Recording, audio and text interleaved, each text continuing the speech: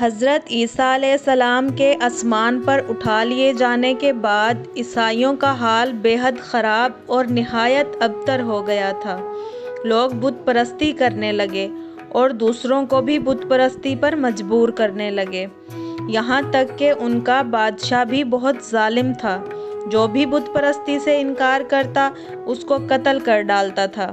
اصحاب کہف شرفا تھے جو بادشاہ کے درباری بھی تھے۔ وہ صاحب ایمان تھے اور بت پرستی سے نہایت بیزار تھے۔ دقیانوس کے ظلم و جبر سے پریشان ہو کر یہ لوگ اپنا ایمان بچانے کے لیے اس کے دربار سے بھاگ نکلے اور قریب کے پہاڑ کے اندر غار میں پناہ گزین ہوئے اور سو گئے۔ وہ لوگ 300 سال سے زیادہ عرصے تک اسی غار میں سوتے رہ گئے۔ دقیانوس نے جب ان لوگوں کو تلاش کرایا اور ان کو معلوم ہوا کہ یہ لوگ غار کے اندر ہیں تو وہ بہت ناراض ہوا اور یہ حکم دے دیا کہ غار کو ایک سنگین دیوار اٹھا کر بند کر دیا جائے تاکہ یہ لوگ اسی حال میں رہ کر مر جائیں اور وہی غار ان لوگوں کی قبر بن جائے۔ مگر دقیانوس نے جس آدمی کے سپرد یہ کام کیا تھا وہ بے حد نیک دل اور صاحب ایمان آدمی تھا۔ اس نے اصحاب کہف کی تعداد اور ان کا پورا واقعہ ایک تختی پر لکھ کر تانبے کے صندوق کے اندر رکھ کر ایک دیوار کی بنیاد میں رکھوا دیا اور اسی طرح کی ایک تختی شاہی خزانے میں بھی محفوظ کرا دی۔ کچھ دنوں کے بعد دقیانوس بادشاہ مر گیا اور سلطنتیں بدلتی رہیں، یہاں تک کہ ایک نیک دل اور انصاف پرور بادشاہ جس کا نام بیدروس تھا وہ تخت نشین ہوا، جس نے 68 سال تک شان و شوکت کے ساتھ حکومت کی۔ اس کے دور میں مذہبی فرقہ بندی شروع ہو گئی اور بعض لوگ مرنے کے بعد اٹھنے اور قیامت کا انکار کرنے لگے۔ قوم کا یہ حال دیکھ کر بادشاہ رنج و غم میں ڈوب گیا اور وہ تنہائی میں ایک مکان کے اندر بند ہو کر اللہ کے حضور نہایت بے قراری کے ساتھ گریہ وزاری کر کے دعائیں مانگنے لگا کہ یا اللہ کوئی ایسی نشانی ظاہر فرما دے تاکہ لوگوں کو مرنے کے بعد زندہ ہو کر اٹھنے اور قیامت کا یقین ہو جائے۔ بادشاہ کی یہ دعا قبول ہو گئی اور اچانک بکریوں کے چرواہے نے اپنی بکریوں کو ٹھہرانے کے لیے اسی غار کو منتخب کیا اور دیوار کو گرا دیا۔ دیوار گرتے ہی لوگوں پر ایسی ہیبت اور دہشت سوار ہو گئی کہ دیوار گرانے والے وہاں سے خوف کے مارے بھاگ گئے اور اصحاب کہف اللہ کے حکم سے اپنی نیند سے بیدار ہو گئے اور ایک دوسرے سے سلام و کلام میں مشغول ہو گئے اور عبادت بھی کر لی۔ جب ان لوگوں کو بھوک لگی تو انہوں نے اپنے ایک ساتھی سے کہا کہ تم بازار جاؤ اور کچھ کھانا لاؤ اور نہایت خاموشی سے یہ کام کرو اور یہ معلوم کرو کہ دقیانوس ہم لوگوں کے بارے میں کیا جانتا ہے۔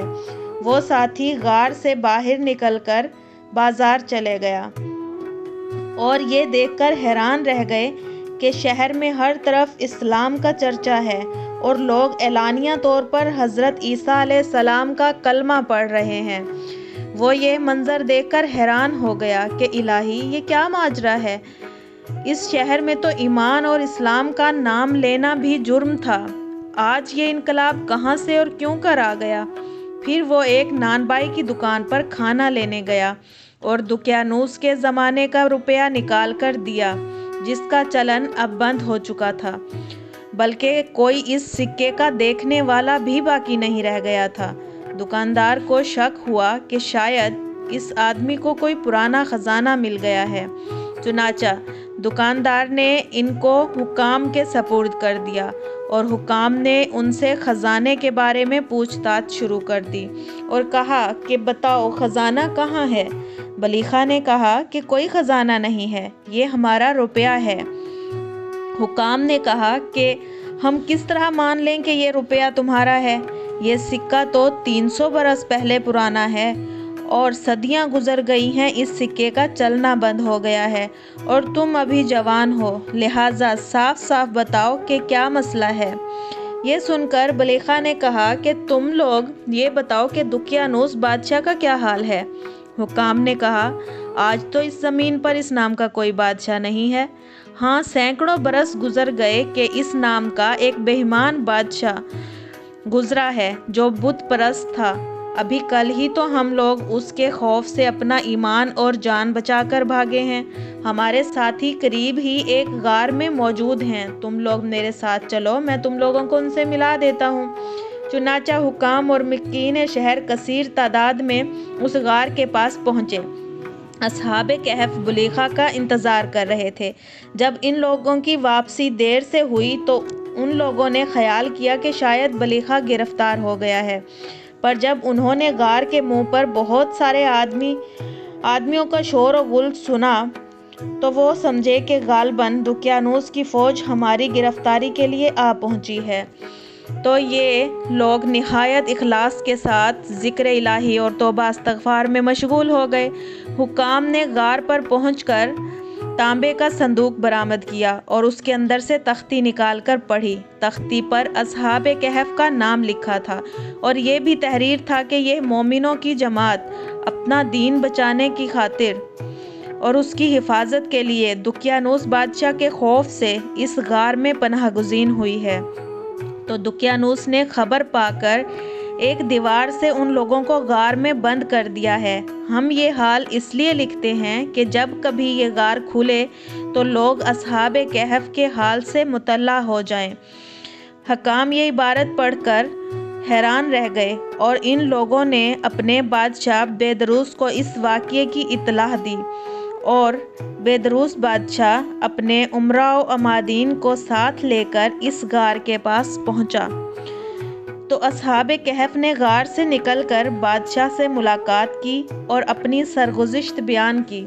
بیدروس بادشاہ سجدے میں گر کر خداوند قدوس کا شکر ادا کرنے لگا کہ میری دعا قبول ہو گئی اور اللہ تعالیٰ نے ایسی نشانی ظاہر کر دی جس سے موت کے بعد زندہ ہو کر اٹھنے کا ہر آدمی کو یقین ہو گیا۔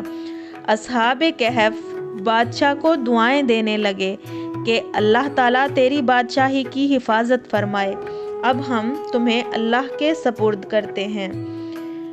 پھر اصحاب کہف نے السلام علیکم کہا اور غار کے اندر چلے گئے اور سو گئے۔ اسی حال میں اللہ تعالیٰ نے ان لوگوں کو وفات دے دی۔ بادشاہ بیدروس نے ایک لکڑی کا صندوق بنوا کر اصحاب کہف کی مقدس لاشوں کو اس میں رکھوا دیا اور اللہ تعالیٰ نے اصحاب کہف کا ایسا رعب لوگوں کے دلوں میں پیدا کر دیا کہ کسی کی مجال نہیں تھی کہ غار کے منہ تک جا سکے۔ اس طرح اصحاب کہف کی لاشوں کی حفاظت کا اللہ تعالیٰ نے سامان کر دیا۔ پھر بیدروس بادشاہ نے غار کے منہ پر ایک مسجد بنوا دی۔ یہ تھا اصحاب کہف کا ایک سچا واقعہ۔